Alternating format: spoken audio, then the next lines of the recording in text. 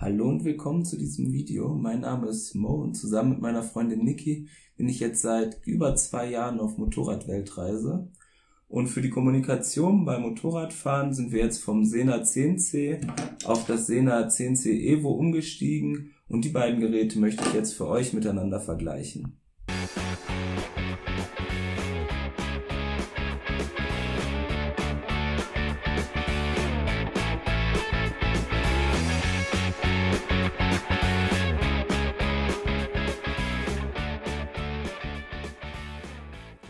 Am Sena 10C ist, dass es sowohl eine Kamera als auch ein Kommunikationsgerät miteinander verbindet. Das heißt, man braucht nur ein Gerät und keine zusätzliche Actioncam oder sowas am Helm, um dann Videoaufnahmen zu machen.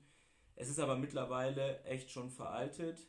Es gibt 2 neue Generationen, das 10C Pro und jetzt ganz neu das 10C Evo. Und die Unterschiede der beiden Geräte möchte ich jetzt vergleichen, ohne mich zu sehr in technischen Details zu verlieren. Wenn man sich die Geräte von außen anguckt, sieht man, die Knöpfe sind schon sehr ähnlich, die Bedienung ist komplett identisch. Was auffällt, das 10C Evo ist deutlich kompakter und die Kamera vorne ist nicht außen dran gebaut, sondern direkt im Gerät verbaut. Man kann aber bei beiden, hier kann man es so drehen und hier kann man es so drehen, um den Winkel am Helm einzustellen.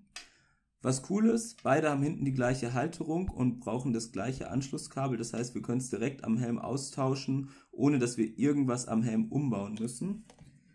Was ich allerdings ein bisschen schade finde, dass auch dieses Kabel hier gleich geblieben ist. Und das hat sehr dünne Kabel. Und ja, wir hatten in der Vergangenheit so ein bisschen Probleme mit Wackelkontakten. Und ich befürchte, dass das jetzt bei dem neuen 10C Evo wenn man es sehr intensiv nutzt, auch wieder dazu kommen kann.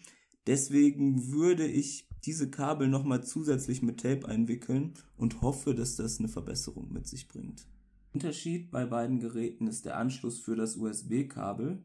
Beim alten Sena 10C tut man das von unten rein. Beim neuen 10C Evo ist der Anschluss hier oben.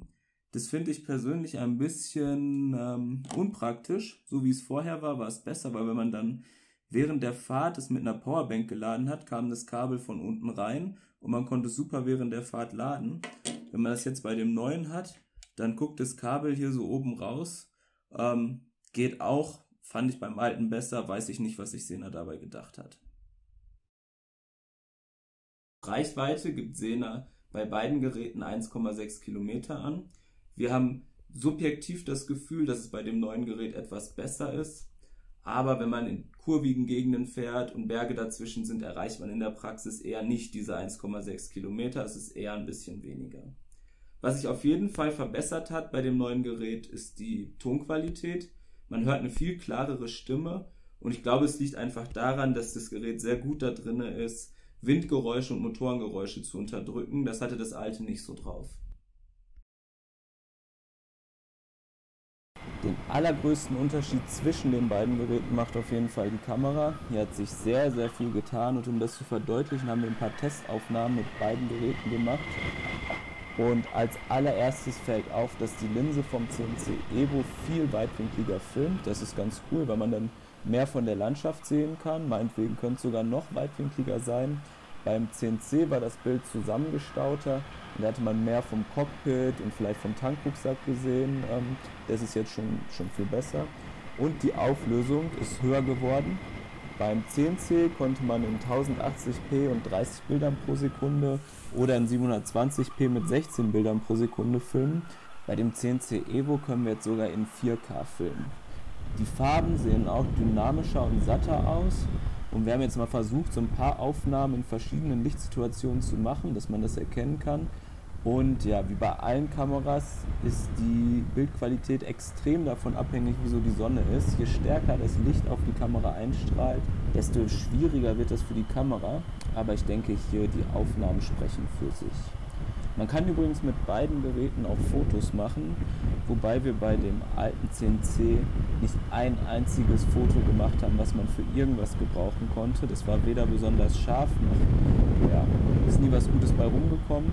Ich habe jetzt aber mal so ein paar Testfotos gemacht mit dem 10C Evo und die Bilder sind sehr viel schärfer, haben eine bessere Auflösung und da, ja, vielleicht kommt da auch mal ein cooler Schnappschuss bei rum. Muss man mal ausprobieren. Was für mich ein großer Vorteil beim neuen Gerät ist, dass man jetzt per WLAN mit dem Handy eine Verbindung herstellen kann und dann kann man sich das Live-Bild darauf ansehen, aber vor allem kann man die Bilder, während man noch auf dem Motorrad sitzt, auf das Handy runterladen und zum Beispiel in die Instagram-Story laden. Das war mit dem alten Gerät nicht so möglich, da müsste man erst das Ding an den Computer anschließen, die Bilder auf den Computer übertragen, vom Computer aufs Handy übertragen, das war sehr umständlich und ja, für so eine Instagram-Story nicht wirklich zu gebrauchen. Das ist jetzt wirklich cool. Außerdem kann man auch mit der App von Sena Kontrast, Schärfe, Belichtung und Sättigung einstellen. Hat man einfach viel mehr Möglichkeiten, das so fein zu konfigurieren, wie man es braucht. Und was ich noch ganz cool finde, ist, dass jetzt das 10C Evo die Videoaufnahmen auf der SD-Karte nach Datum sortiert in kleine Unterordner legt. Und das macht es wirklich, wenn man nachher viele Aufnahmen auf der Karte hat, sehr viel übersichtlicher und spart eine Menge Zeit, wenn man das Material sichtet. Alles in allem ziemlich cool, was Sena da rausgebracht hat. Was ich besonders cool finde, ist halt wirklich, dass man nur ein Gerät am Helm hat. Das ist gerade beim Reisen super praktisch, dass man jetzt nicht zusätzlich nochmal eine Kamera hat, ein zusätzliches Gerät, was man laden muss, ein zusätzliches Gerät, was man verstauen muss. Und was super ist, wenn man irgendwie eine Szene hat unterwegs, die cool ist, man drückt einfach auf den Knopf und kann sofort filmen, ohne dass man jetzt erst eine Kamera rauspackt. Und ein Vorteil, wir hatten in den letzten 2 Jahren in Südamerika nicht einmal einen Fall von Korruption gehabt, aber ich denke mir, wenn man in so eine Situation kommt, ist es gar nicht so schlecht, wenn man dann filmen kann und auch das Gegenüber sieht, dass man am Helm eine Kamera hat. Eventuell motiviert das die Person dazu, einen korrekter zu behandeln. Ich hoffe, das Video hat euch gefallen. Wenn ihr noch Fragen oder Wünsche zu bestimmten Themen habt, schreibt es uns unten in die Kommentare. An dieser Stelle nochmal vielen Dank an Sena Deutschland, die uns die 2 Sena 10C Evos zur Verfügung stellen. Und ansonsten sage ich Tschüss und gute Reise.